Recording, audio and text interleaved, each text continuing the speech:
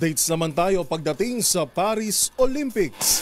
Sa mundo ng boxing, aabante na rin sa quarterfinals ang Pinay boxer na si Ira Villegas matapos nitong talunin ang kalabang Algerian boxer via unanimous decision. Makibalita tayo kay Matchpoint Mili Borja.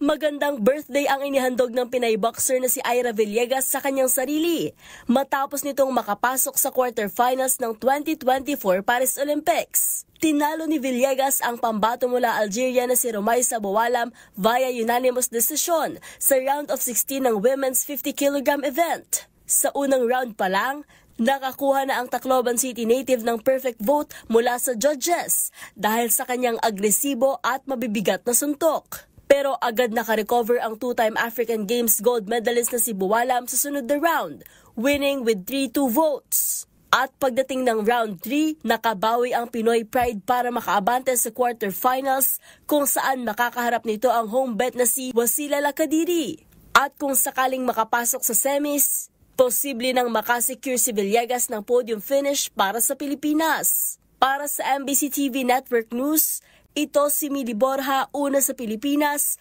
una sa Pilipino.